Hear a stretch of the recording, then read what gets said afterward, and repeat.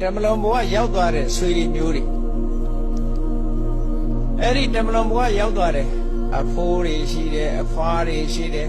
အဖိုးဖွားတွေရဲ့အမေဖေတွေရှိမယ်ဦးကြီးဦးလေးတွေရှိမယ်ကိုနဲ့ဆွေမျိုးသားချင်းတော်တဲ့ပုဂ္ဂိုလ်တမလွန်ဘဝရောက်သွားတဲ့ပုဂ္ဂိုလ်တွေအဲ့ဒီပုဂ္ဂိုလ်တွေကိုလည်းပဲဖြစ်မထားရဘူးတဲ့ဖြစ်မထားရဘူး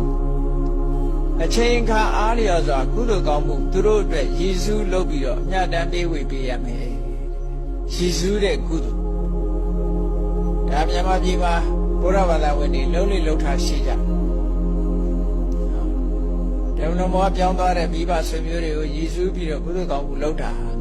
သူတို့အတွက်လူတော်လူကောင်းဖြစ်တယ်သူတို့အတွက်ကောင်းသူဖြစ်တယ်အကယ်၍မေ့ထားမယ်ဆိုလို့ရှိရင်အကယ်၍များဓမ္မလဘဝရောက်သွားတဲ့ပုဂ္ဂိုလ်ကစားစရာဆင်းရဲနေစရာဆင်းရဲနဲ့ဆင်းရဲတဲ့ဗိဒ္ဓဘုံများရောက်နေမယ်ဆိုလို့ရှိရင်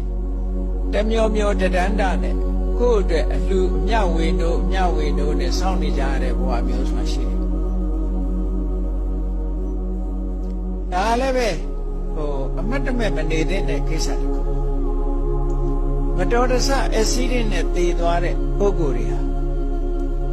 အမတန်ကိုကုသိုလ်ကြီးတဲ့ပုဂ္ဂိုလ်တွေဟာနတ်ဘုံနတ်ဘဝရောက်ချင်ရောက်သွားပြီချက်ချင်းအဲ့ဒါလို့မဟုတ်ပဲနဲ့အထိတ်တလန့်နဲ့စိုးရိမ်သောကနဲ့တွေ့တာမှုတွေနဲ့ဓမ္မလွန်ဘဝပြောင်းသွားတဲ့ပုဂ္ဂိုလ်တွေဟာရုတ်တရက်ရှောင်တခင်ဆိုရင်ဘာဖြစ်တတ်တုံးဆိုထိတ်တာဘုံရောက်သွားတတ်တယ်ထိတ်တာဆိုတာဒါလူတွေကတော့အဲ့ဒါကိုကြည့်ပြီးမကျွတ်ဖူးပြောတာပေါ့အိမ်ပေါ်မှာဟုတ်လားအတန်ပြူတာတော့အနီးပါဝန်းကျင်မှာမြင်လိုက်တာတော့ဒါမျိုးတွေဖြစ်တတ်တယ်နော်အခုခေတ်ဆိုလို့ရှိရင်တယ်လီဖုန်းဆက်တာတော့တယ်လီဖုန်းကလာမြည်တာတော့သေသွားတဲ့ပုဂ္ဂိုလ်ကလောက်တာအဲ့ဒါဟာတကယ်တော့ပြိတ္တာဘုံရောက်သွားတာပြိတ္တာဆိုတာအခုခေတ်လို့ဆိုရင်တော့တစင်တရေကိုပြောတာအဲ့ဒါလို့မကျွတ်မလွတ်ဆိုတာဘာဖြစ်လို့တော့ဆိုမိသားစုတန်ရောစဉ်ပစ္စည်းတန်ရောစဉ်တခုတန်ရောစဉ်တေဂန်ဒီမှာအာယုံရသွားတယ်အဲ့ဒီတန်ရောစဉ်ကြောင့်မို့လို့ရုတ်တရက်ရှောင်းတဲ့ခင်သူဟာပြိတ္တာဘဝရောက်သွားတယ်ရောက်သွားတဲ့အခါမှာတခါတည်းရန်သေသွားတဲ့ပုဂ္ဂိုလ်တွေကသူ့ကိုယ်သူသေတယ်လို့တော့မသိလိုက်ဘူးလင်းလင်းမြန်မြန်သေသွားလို့အက်ဆီဒင့်နဲ့သေလို့ရှိရင်သေတယ်လို့တော့မသိလိုက်ဘူးရုတ်တရက်အိပ်ပျော်ရာနိုးသွားတယ်လို့ဖြစ်တာအဲ့တော့သေတယ်လို့မသိတော့တချို့လဲကိုယ့်ကိုယ်အရင်လူလိုထင်ပြီးတော့အိမ်ပြန်လာတာတွေရှိတယ်အိမ်ရောက်တဲ့ခွေးကဟောင်းတယ်သူ့ကိုအိမ်ကလူတွေကသူ့ကိုမမြင်ဘူးမခေါ်ဘူးအဲ့ဒီမှာသူတို့မှစိတ်ဆင်းရဲမှုတွေဖြစ်တယ်ဒါဒီလိုဇလန်းနေလည်းပဲပြည့်နေတာပဲဒါပိဋကလောကလို့ခေါ်တယ်ပြိတ္တာလို့ခေါ်တယ်အဲ့ဒီလိုကိုယ့်ရဲ့ဆွေမျိုးသားချင်းအနီးအိမ်ကိုပြန်လာတတ်တဲ့ပြိတ္တာမျိုးတွေပါဖြစ်နေပြီဆိုတဲ့အခါမှာသူ့ကိုယ်သူမသိရှိသေးတဲ့အချိန်ပိုင်းသိသွားတဲ့အချိန်ပိုင်းအဲ့ဒီအချိန်ပိုင်းတွေရောက်လာပြီဆိုတဲ့အခါမိသားစုတွေကကုသိုလ်ကောင်းမှုတွေလုပ်ပြီးတော့မကြအမြတ်တမ်းတွေပေးဝေပေးခြင်းအားဖြင့်သူဟာတာရုခေါ်လိုက်လို့အဝတ်အစားလှူပြီးတော့အမြဝေလိုက်လို့ရှိရင်သူ့မှာဝတ်စရာအဝတ်တွေရသွားတယ်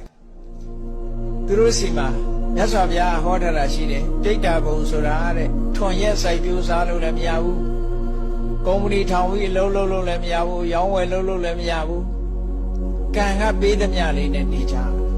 ကံမပေးရင်ဘာမှကောက်ယူလို့မရတဲ့ဘဝမျိုးစားစရာမရှိဘူး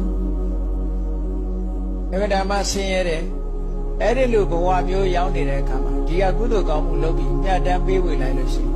ကုသိုလ်ရဲ့စွမ်းအားကြောင့်စားစရာတွေရလာတယ်နေစရာတွေရလာတယ်ဝတ်စရာတွေရသွားတယ်ဒီလိုဆိုလိုတာ